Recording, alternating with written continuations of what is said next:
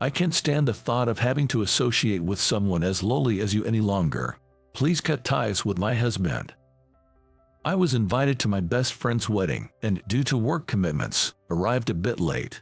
When the staff guided me to my table, I was shocked to see what was placed there. What in the world is this? There was a framed photograph of me, as if it were my obituary. Then, a woman approached me, laughing, and said, "I was so worried that all the effort we put into the surprise would go to waste since you were taking so long to show up. Ha ha ha, sorry, but I just can't see myself continuing a relationship with someone as lowly as you. Please cut ties with my husband and head back home." So, you're saying it's okay if I fire your husband then? Huh? My name is Michael Parker. I'm a rather unremarkable 28-year-old bachelor working at a small to medium-sized company in New York. Although it's a small company, we have carved out a niche in an industry that other companies have yet to penetrate, often referred to as a niche or gap industry. Despite its size, our company has garnered attention for its unique development capabilities. In the past, we were even featured in a renowned magazine's top 80 promising companies with growth potential list. It's fair to consider it a desirable company for the younger generation looking to join. I moved to New York when I was 16. I had enrolled in a local high school just like everyone else. I was spending enjoyable days with my friends, but due to certain circumstances, I had to drop out. Unable to graduate from high school, I was labeled a dropout and consequently chased away from my family home. Losing my family home and unable to find a job locally, I decided to move to New York, where there seemed to be a variety of job opportunities. Initially, I thought to rely on my uncle, who worked at the headquarters of a major corporation. However, the moment he saw me, his expression twisted, clearly indicating his annoyance at my arrival. Perhaps he was embarrassed to introduce a high school dropout like me to his boss. Feeling unwelcome and hesitant to impose, I decided against relying on my uncle and started thoroughly searching for job magazines for any available positions. Jobs that high school dropouts are accepted. I also sought out places that offered accommodation or a dormitory. Immediate start positions were particularly appealing. After searching with those criteria, I applied for a newspaper delivery job that matched and moved into the dormitory right away. The job involved various tasks like unloading goods, inserting flyers, and delivering and collecting payments for newspapers in the morning and evening. It was a demanding job that started early and didn't allow for days off even in bad weather. However, once I got used to the work rhythm, it wasn't too tough. I had free time, and as long as I didn't indulge in luxuries, I could earn enough to live comfortably. For me, it was a perfectly satisfactory life. Each newspaper delivery person was assigned a specific area. The area I was responsible for included schools, factories, and businesses. It was somewhat akin to an industrial zone. Among them was a company engaged in a field I had always been interested in. Despite its worn appearance, the company was still active, and when I went to collect payments each month, I was greeted by President Thompson, who seemed like he might have retired. "Hello, I'm here for this month's collection." "Oh, Michael, welcome." As I entered the company in a casual manner, President Thompson would always greet me with a smile and make tea. Served with tea and sweets as if it were a small token for the collection, I had made it a habit to chat and pass the time here. One day, during a casual conversation with President Thompson, I had the opportunity to talk about the field I was studying as a hobby. "Oh, you're studying this field, huh?" "Well, yes. I haven't had formal education since I'm just a dropout." "Education doesn't matter. What's important is your motivation and perseverance." President Thompson showed interest in my story and introduced me to a person named Dylan, who was in sales at the company, on the spot. I later learned that this sales representative was actually the executive vice president. Despite his high position, he was very approachable, which might have been due to President Thompson's kind nature, making me think that the company attracted similarly open-hearted people. I was just an amateur with no formal education. Yet, Dylan listened to my story attentively. At the end of our conversation, President Thompson, who had listened with us, surprisingly offered me an opportunity. The pay isn't great, and it might be tough at the beginning, but if you're willing, Michael, would you like to work with us? Being a high school dropout with no significant skills, I thought I would never be able to get a job at a decent company, so this offer was very appealing. I could acquire skills at this company. Please, I would like that very much. I decided on the spot, returned to my part-time job, and promptly resigned. With the money saved from my newspaper delivery job, I rented a cheap apartment and commuted to the company from there.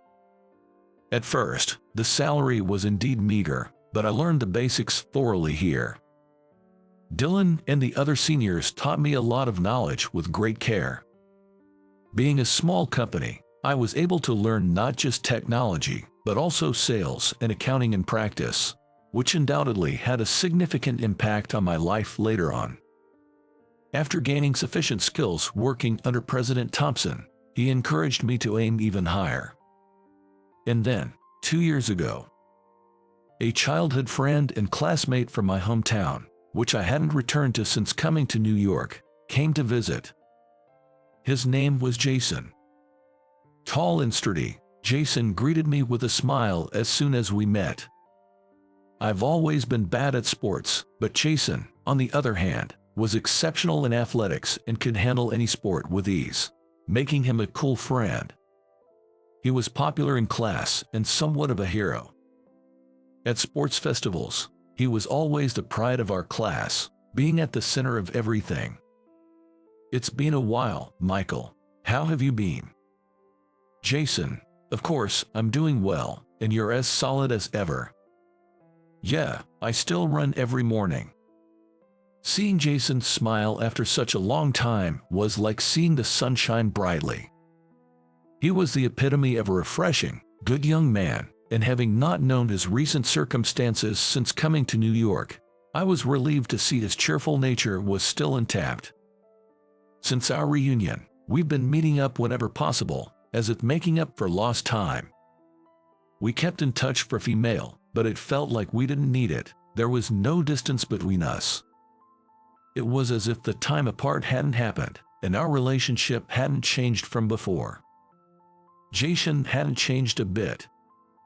However, there was something that bothered me. For about 6 months, I've felt a slight, just a slight, discomfort in my interactions with Jason. I knew the reason. It was the hostility towards me from a woman Jason had started dating.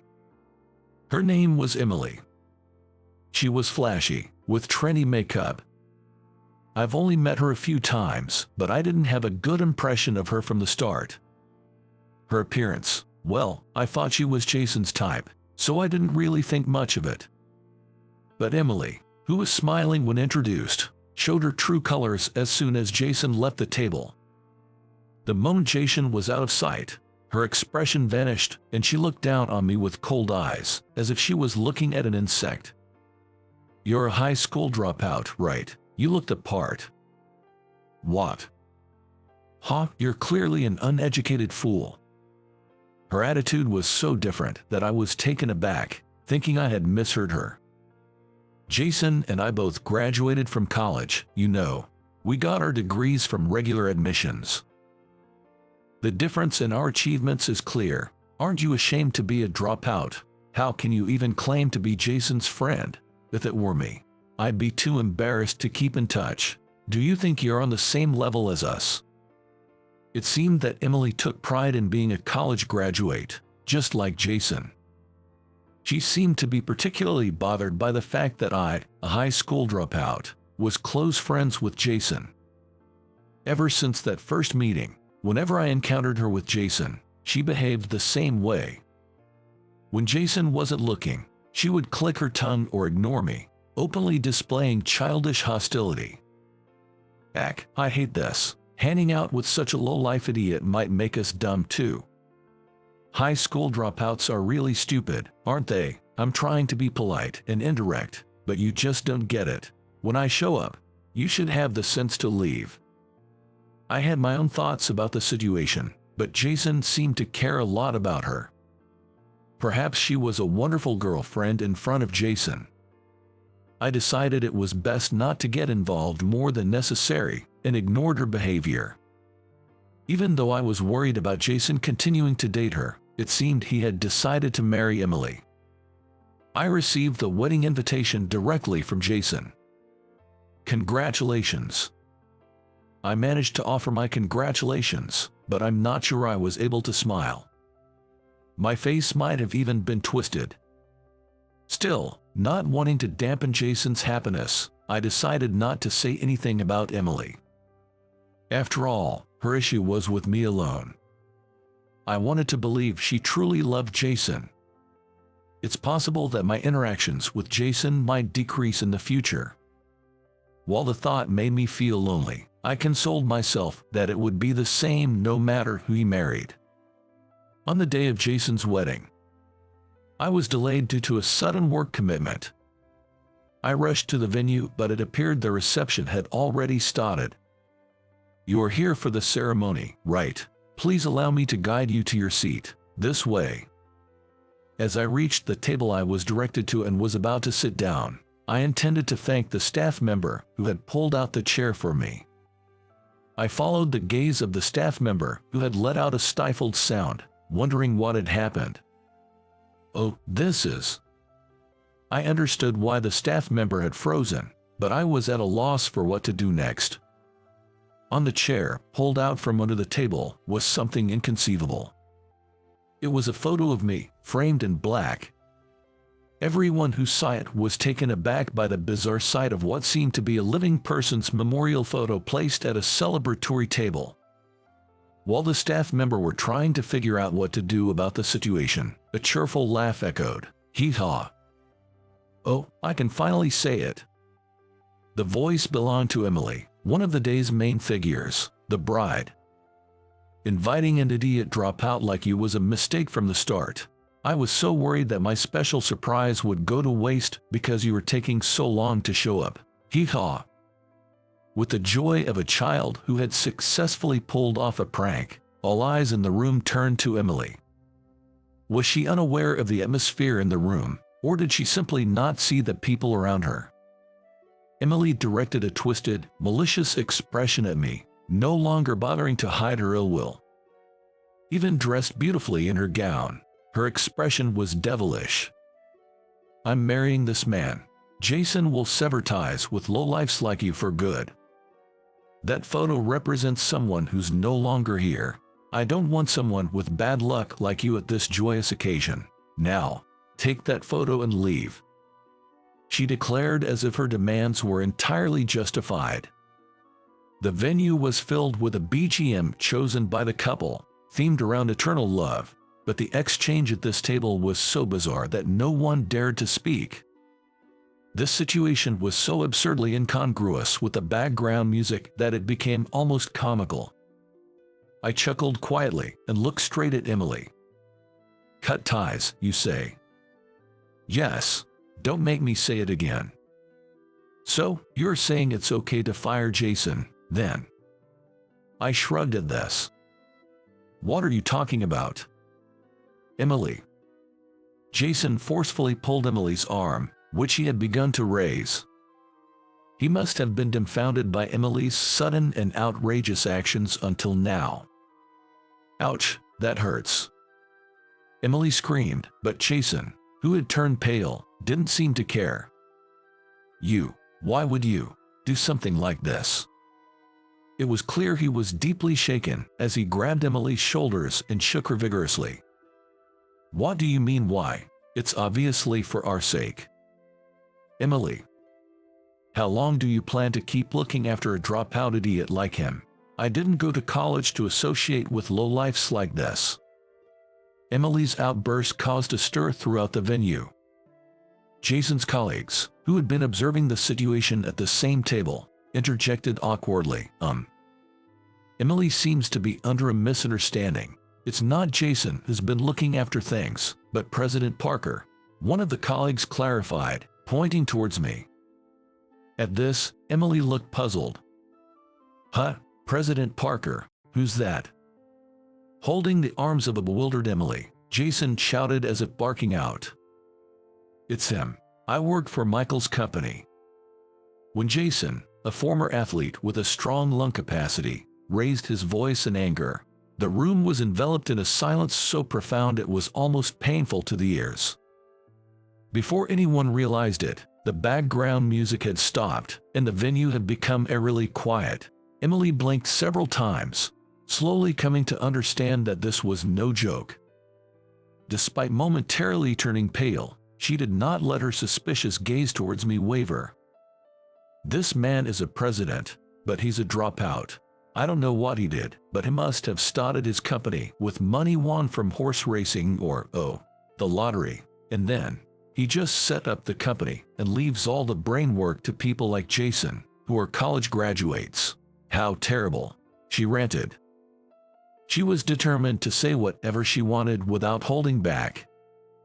Even Jason was subjected to harsh criticism from those around him due to Emily's ignorant remarks.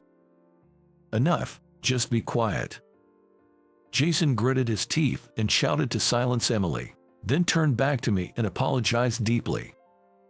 I'm really sorry, despite taking time out of your busy schedule to come here, to be greeted with such terrible treatment. Even though I was unaware, I don't know how to begin to apologize. What? Why are you apologizing to such a lowlife? I'm truly sorry. Jason choked on his words as he spoke. That's right, it's all your fault. A figure shouted as they rushed over. It was Jason's father, Frank, coming from the family seats, a face I remembered fondly. Frank struck Jason on the head with a knuckle punch. Do you think you can get away with just that?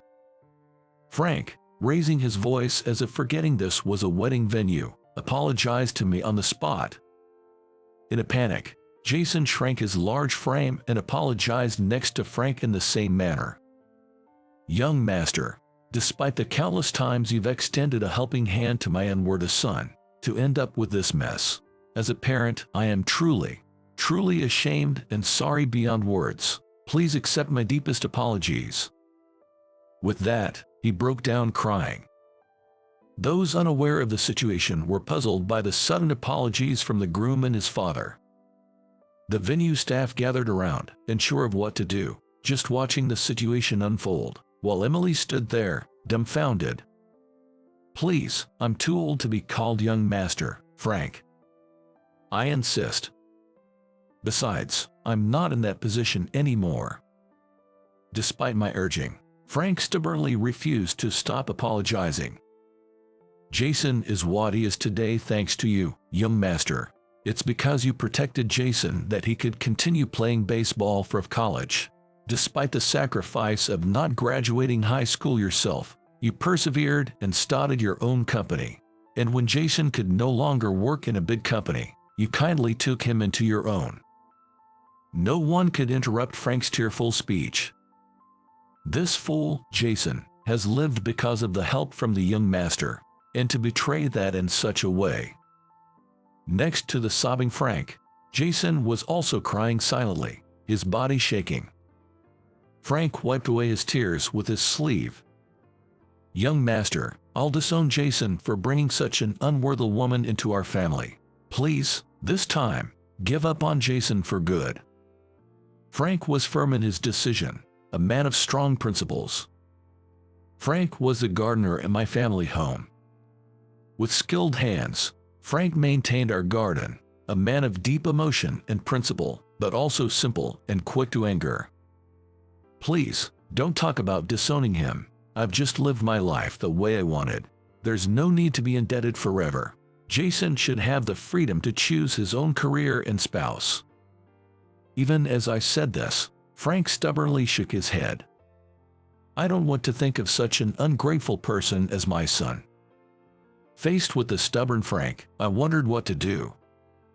I knew from our long relationship that once Frank got like this, he wouldn't listen to reason. Reluctantly, I began to persuade Frank. Placing a hand on his shoulder, I chose my words carefully and calmly. Meanwhile, Emily, who had been standing by, seemed to snap back to reality and grabbed Jason by the collar, shaking him. "What is going on? Fix this situation." Jason, refusing to even meet her gaze, ignored everything Emily said. Unaware that she was the cause of the situation, Emily began to physically attack Jason. Eventually, the staff and others intervened, and Emily was taken to the waiting room. Thus, the tumultuous wedding was called off and disbanded. "I'm really sorry about what happened. Just like my dad said, it's all my fault." A few days later, Jason came to apologize again after all the follow-up was taken care of. "When Michael got suspended for covering for me, and when you took me in even though I was suspected of embezzlement, I've always been saved by you. Yet, I never properly explained to my partner about Michael, in my own words. Yeah. I consider you the most trustworthy person in the world, so I just assumed that anyone I'd be with would naturally trust you as much. I guess I was taking things for granted." "Yeah. Just because we're in a boss-employee relationship at work. Yeah, that was me being complacent too. In Emily's case, it was a different issue, though." I was nodding along as Jason spoke. After the wedding, it seems Jason had talked things over with Emily, explaining the past. But Emily, who values educational background and social status, didn't understand Jason's feelings. A high school dropout is only good for being used to some advantage. From now on, you should just use Jason as you see fit. Hearing Emily's values and realizing she couldn't accept his best friend, meaning me, being made into a portrait at his happiest occasion, Jason decided it was impossible to stay with her. Their completed marriage registration was never submitted and ended up being discarded. The reason Frank and Jason feel indebted to me goes back to our high school days. Jason was a promising player, scouted as the ace of the baseball team. One day, as I, a non-athletic club member, happened to pass by the sports club's building, I saw Jason cleaning up alone. Even as an ace, he was still a freshman, and his seniors, jealous of his abilities, had burdened him with laborious tasks as a form of harassment. Hearing he still had to carry equipment back to the clubroom despite being exhausted, I decided to help. But as we passed by another clubroom, we could smell cigarette smoke. The door of that clubroom was open, and the students inside noticed us and came out. Then we heard footsteps. It was a teacher on patrol. I instinctively pushed Jason aside and hid him in the next empty clubroom. Michael. Although we had done nothing wrong, just being there could be problematic, risking Jason's future and his ability to play in matches and tournaments. My decision turned out to be right. Thanks to other students' testimonies, it was proven that I wasn't smoking. However, just for being there, I was suspended for a week. The fact that Jason, hidden in the clubroom, wasn't noticed by the teacher was the only saving grace. My family is well known in the region, holding local influence as a distinguished household. My father, the head of the family, is strict and intolerant of any scandal, no matter how minor. Being the talentless third son, I was quickly written off. After my suspension, I was told my tuition wouldn't be paid anymore, leaving me no choice but to drop out.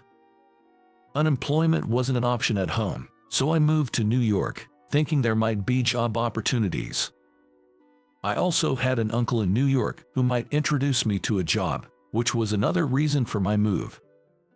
In the end, I didn't ask for his help, but I think things turned out for the best. After working various part-time jobs, I had a life-changing encounter. I was lucky to meet President Thompson, a well-connected manual. He saw potential in me as a young, research-oriented individual and introduced me to many people.